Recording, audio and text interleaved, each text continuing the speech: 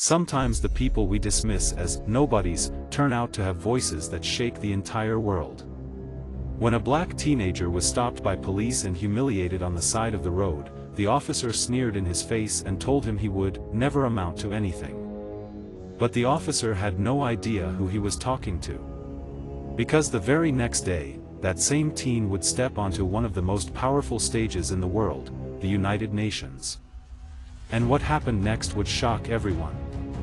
Jamal Harris was only 17 years old, but he was no ordinary teenager. Raised in a modest neighborhood by his widowed mother, Jamal carried himself with quiet strength. He wasn't flashy, didn't cause trouble, and spent most of his free time buried in books or working on speeches for his school's debate team. He had already gained recognition in youth leadership programs, earning a reputation as a brilliant speaker and advocate for justice. He dreamed of changing the world, not for himself, but for kids like him who often went unheard. And now, his dream was about to come true. Jamal had been selected to represent American youth at the United Nations Youth Summit in New York City. He had written a speech that challenged world leaders to take young voices seriously in the fight for justice and equality. But before he could get there, something happened that would test his spirit like never before. It was a Friday evening. Jamal was walking home from the community center after helping younger kids with their homework. His backpack was full of notes and drafts for his upcoming UN speech. As he crossed Main Street, a police cruiser pulled up beside him. Two officers stepped out. One was quiet. The other, Officer Reynolds, carried himself with the swagger of someone who believed his badge made him untouchable. "Hey you!" Reynolds barked. "Where you going?" Jamal froze. "Just heading home, sir." "Don't get smart with me," Reynolds snapped. He grabbed Jamal's backpack and yanked it open. Papers scattered onto the sidewalk. Among them, Jamal's carefully written speech. Reynolds picked it up, skimmed a few lines, then laughed. "What is this? Some kind of joke? You think anyone cares what you have to say?" "It's for a speech," Jamal whispered. Reynolds sneered. "Speech? Please. You're a nobody. Kids like you don't change the world. You'll be lucky if you make it to 18 without ending up in handcuffs." The words cut deep. People on the street slowed to watch. Jamal's face burned with humiliation. He wanted to defend himself, but the weight of the badge, the gun, and the eyes on him kept him silent. Finally, Reynolds tossed the papers back on the ground. "Pick up your trash and get out of here."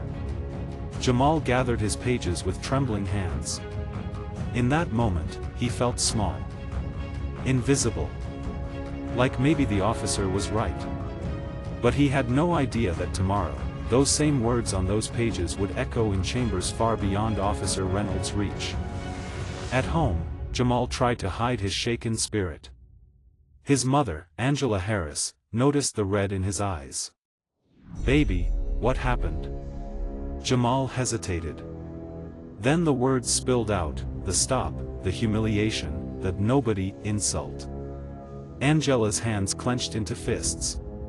"Don't you dare let that man define you. You are not a nobody. You are my son. And tomorrow, you'll prove to the world exactly who you are." Jamal nodded, but sleep didn't come easy. All night, Reynolds' words echoed in his head, "You're a nobody. You'll never change the world." He clutched his speech tighter than ever. The next morning, Jamal and his mother boarded a bus to New York. The grand halls of the United Nations stood like towering monuments to power. Jamal's nerves twisted as he entered, clutching his crumpled papers. Inside, the room was packed. Youth delegates from around the world sat in rows. Diplomats, journalists, and world leaders filled the chamber. Cameras flashed. When Jamal's name was called, he walked to the podium, heart pounding. For a moment, he froze, remembering the officer's words. But then he looked at his mother in the crowd. He saw her nod. And he remembered his grandfather saying, "Speak, even if your voice shakes. Jamal gripped the podium. His voice rang out. I was told last night that I was a nobody. That my words didn't matter. But I stand here today to prove that they do, not just for me, but for every young person who's been silenced, ignored, or dismissed. Gasps. Murmurs. Camera zoomed closer. He continued, each word stronger than the last. He spoke about injustice, about the need for youth voices in shaping the future, about the dignity stolen by racial profiling, and the resilience to rise above it. By the time he finished, the chamber erupted in applause. Delegates rose to their feet. World leaders nodded gravely. His words had cut through the noise and struck hearts. As Jamal stepped off the stage, reporters swarmed. His name trended online within hours. Clips of his speech went viral, millions watching the boy who was once called a nobody standing tall at the UN. But as Jamal basked in the moment, a shadow loomed. Because back in his hometown, Officer Reynolds watched the news from the precinct lounge. His face darkened as he realized the teen he had mocked had just become a global sensation. And Reynolds wasn't the kind of man to let humiliation go unanswered. He picked up his phone, dialed a number, and muttered, I don't care what it takes. I'm not letting this kid make me look like a fool. That night, as Jamal returned home, exhausted but exhilarated, he found a note slipped under their apartment door. It wasn't from a fan. It wasn't from the press. It was a warning. In bold, messy handwriting, it read, You should have stayed quiet, nobody. Jamal's blood ran cold. His mother gasped. The officer's voice echoed in his head again. Only this time, it wasn't just an insult. It was a threat. Jamal stared at the note slipped under his door. You should have stayed quiet, nobody. His mother's face drained of color. She locked the doors, double-bolted the windows. Jamal, this isn't just an insult. It's a warning.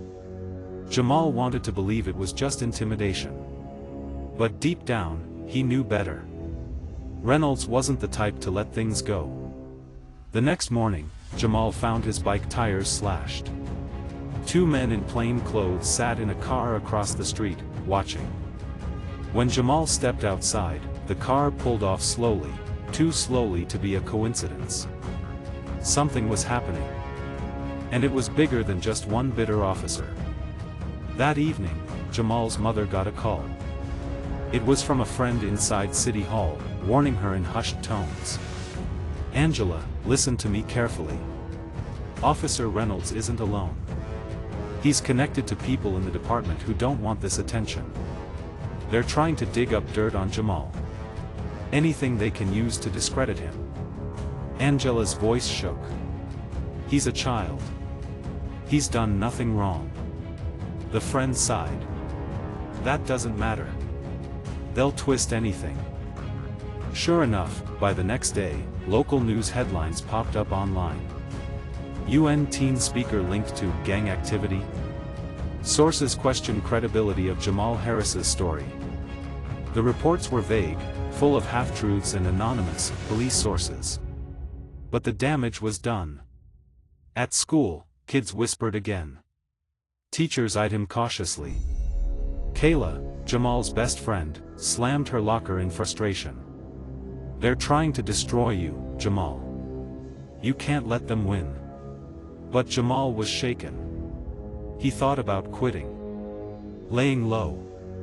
Until the next twist came. 2 nights later, Jamal was walking home when a patrol car screeched to a stop beside him. Officer Reynolds stepped out, smirking. Well, if it isn't Mr. United Nations, Reynolds sneered. Enjoying your 15 minutes? Jamal's pulse raced. I don't want any trouble. Oh, but trouble seems to follow you. Reynolds shoved him against the car, patting him down roughly. Suddenly, his hand found something in Jamal's pocket. A small bag. White powder. Jamal's eyes widened in horror. That's not mine. I don't even. Reynolds grinned. Tell it to the judge, nobody. Before Jamal could react, Reynolds snapped handcuffs onto his wrists. The teenager who had spoken to world leaders hours before was shoved into the back of a police car like a criminal. By morning, the headlines exploded. UN teen speaker arrested on drug charges. Reporters swarmed. Social media divided. Some defended Jamal, others mocked him as a fraud. In the holding cell, Jamal sat on the cold bench, staring at the floor. Reynolds' words echoed in his head. You're a nobody. But across town, Angela Harris wasn't sitting quietly. She stormed into the police station, flanked by community leaders and lawyers. You think you can bury my son? Watch us fight back. And she wasn't alone. Journalists who had covered Jamal's UN speech smelled something foul. Activists began to rally. The case was too clean, too convenient. Still, the system was moving fast. Jamal's bail was set high. His reputation teetered on the edge. Late that night, as Angela reviewed paperwork with Jamal's lawyer, an envelope slid under the door of her office. Inside was a single USB drive, unmarked. The lawyer frowned. Could be a trap. But when they plugged it in, the screen lit up with grainy footage. It showed Officer Reynolds the night before. His hand sliding the bag of powder into Jamal's pocket. His smirk to the dash camera, before realizing the camera was rolling. Angela gasped. This was it. The proof that could clear Jamal. But just as they celebrated, the screen flickered, revealing a second video file. This one showed Reynolds meeting in secret with two men in suits. Their faces were shadowed, but their voices clear. One said, "If this kid keeps talking, it won't just embarrass the department. It'll expose everything. Shut him down." Angela's hands shook as she paused the video. What are they talking about? The lawyer's face turned pale. This isn't just about Jamal anymore. He's stumbled into something much bigger. Corruption, maybe even international. At that exact moment, Angela's phone buzzed. A blocked number. She answered. A distorted voice said only one sentence before hanging up. If Jamal shows that footage, neither of you will live to see the trial. Angela's blood ran cold. Jamal's future, and maybe their lives, were now hanging by a thread. Angela Harris barely slept. Every creak of the apartment made her jolt awake. She checked the locks 3 times, peered through blinds at suspicious cars parked outside. Jamal tried to stay calm, but his nightmares betrayed him. He dreamed of prison cells, flashing cameras, Reynolds' smirk, and that whispered word, nobody. The next morning, Kayla rushed over. Jamal, people online are turning against you. They're saying that footage is fake. Deep fake. AI. They're calling you a fraud. Jamal's fists clenched. So no matter what I do, they'll spin it against me? Angela placed a hand on his shoulder. That's exactly what they want. To silence you. That afternoon, a knock shook the apartment door. Angela froze. Jamal's heart pounded. Slowly, she opened it to reveal a man in a suit. I'm Special Agent Carter. Federal Anti-Corruption Task Force. He flashed credentials. We've been watching Reynolds, and others in his circle, for months. But your son's case blew everything wide open. Angela narrowed her eyes. Why should we trust you? Carter sighed. Because right now, you're not just fighting Reynolds. You're standing in the way of a network of dirty cops, judges, and businessmen. And they won't hesitate to destroy you to protect themselves. He leaned closer, lowering his voice. But if you work with us, if Jamal testifies, we can bring them all down. Angela's breath caught. Jamal whispered, testify? Against who? Carter's answer was grim. Against people who won't stop until you're buried. The following day, Jamal returned to school under police escort. Whispers chased him through the halls. Some students applauded. Others jeered. In the cafeteria, a boy muttered loud enough for everyone to hear. United Nations or not, he's still just a thug. Jamal's chest burned. Kayla grabbed his arm. Don't rise to it. That's what they want. But things escalated after school. As Jamal walked home, a black SUV swerved onto the curb. The window rolled down. Inside, a man in a mask pointed a finger like a gun and whispered, "Tick-tock, nobody." Then the car sped off. That night, Angela demanded answers from Agent Carter. "Why is my son being terrorized while you sit on evidence?" Carter's expression hardened. "Because we need the right moment. If we go too early, they'll bury everything. If we wait too long," he glanced at Jamal, "they'll bury him." 2 days later, a local journalist published a bombshell article. It revealed leaked documents showing financial ties between Officer Reynolds and a private security firm under investigation for trafficking. The article went viral. Suddenly, the public tide shifted. Hashtags flooded social media. Hashtag justice for Jamal. Hashtag end police corruption. For the first time, Reynolds was on the defensive. Cameras chased him outside the precinct. "Officer Reynolds, did you plant evidence on Jamal Harris? Did you accept bribes?" But his answer chilled everyone. "This so-called hero? He won't be around long enough for you to hear his side." Late that night, Jamal couldn't sleep. He replayed his UN speech, the officer's sneer, the threats, the fear. Finally, he opened the USB drive again. He watched the second video, Reynolds with the shadowed men. He turned up the volume, straining to catch details. And then he froze. One of the men stepped briefly into the light. Just enough to reveal his face. Jamal's stomach dropped. It wasn't just any man. It was someone he had seen on television during the UN summit. A diplomat. A man who had shaken hands with world leaders. He gasped, stumbling back from the screen. "Mom, it's not just cops. This goes all the way up to the UN." Angela's face went pale. "Oh my God. Jamal, you're in deeper than we thought." Before they could process, the apartment went dark. Power cut. Silence thick as fog. Then, a crash.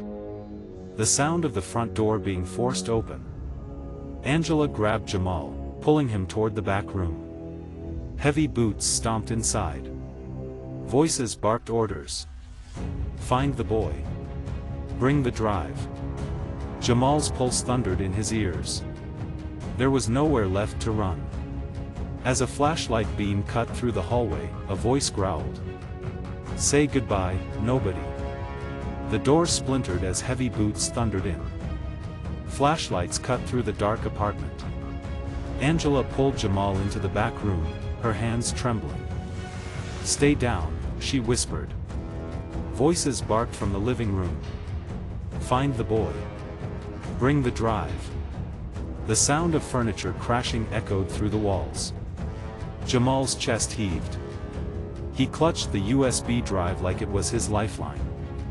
Then, suddenly, a deafening bang. The front door burst wider. But this time it wasn't more attackers. It was federal agents. Federal Task Force. "Drop your weapons." Gunfire erupted, a brief, violent clash. Jamal and his mother huddled in the corner, praying. Moments later, silence fell. Agent Carter burst into the back room, his vest streaked with dust. "You're safe now. But we don't have much time. That drive, it needs to go public tonight." The Harris family was rushed to a secure location. Angela's hands still shook, but Jamal felt something new in his chest, not fear, but fire. He plugged the USB into a government laptop.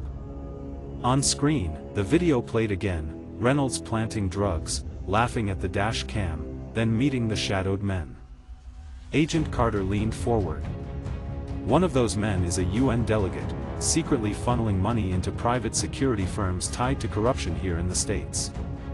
Reynolds was his muscle.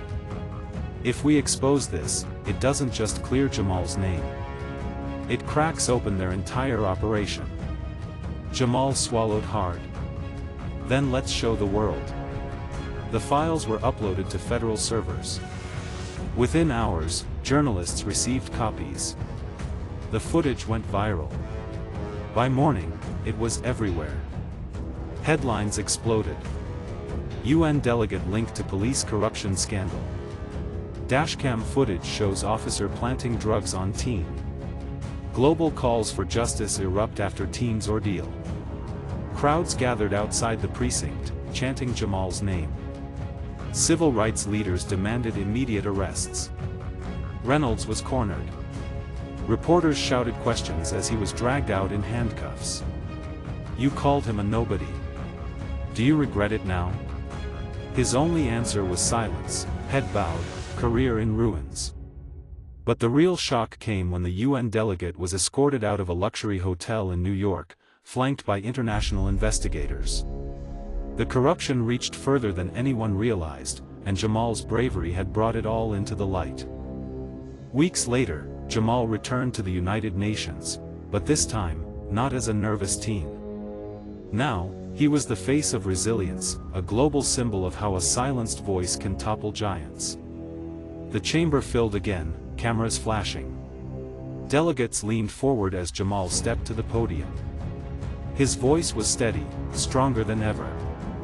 Not long ago, I was told I was a nobody. But today, I stand here to prove that no young person is a nobody. We are the future. And when we speak truth, even the powerful must listen. The hall erupted in applause. World leaders rose to their feet. And then, in a historic moment, the Secretary General stepped forward. On behalf of the United Nations, we honor Jamal Harris for his courage and his voice. May his story remind us that justice has no age, no color, and no borders. He placed a medal around Jamal's neck, the Global Youth Honor of Courage. Tears filled Angela's eyes. Kayla cheered from the gallery. Jamal stood tall, no longer the boy mocked as a nobody, but a young man who changed history. As Jamal walked out of the UN, reporters crowded around. Flashbulbs blinded him. The world knew his name now. But just as he stepped into the car with his mother, a phone buzzed in his pocket. Unknown number. He hesitated, then answered. A distorted voice spoke, calm and chilling. Congratulations, Jamal. You won this battle. But you've just stepped into a war you don't understand. The line went dead. Jamal froze, staring at the city skyline. Victory was his, but so was a new, unseen enemy. Back home, Reynolds faced trial. The UN delegate lost everything. And Mrs. Harris could finally breathe again, knowing her son was safe, at least for now. But Jamal knew the fight wasn't over. He wasn't just a boy with a speech anymore. He was a symbol, and symbols are hard to silence. From being called a nobody to becoming a global voice for justice, Jamal's story proved one truth the world would never forget. The ones dismissed as nobodies are often the ones who change everything.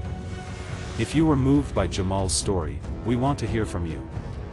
What part shocked you the most, the humiliation, the corruption, or his powerful rise at the UN? Share your thoughts in the comments below, because your voice matters too. And if you believe stories like this deserve to be told, don't forget to hit that like button, share it with someone who needs to see it, and make sure you subscribe so you would help more people discover these powerful messages.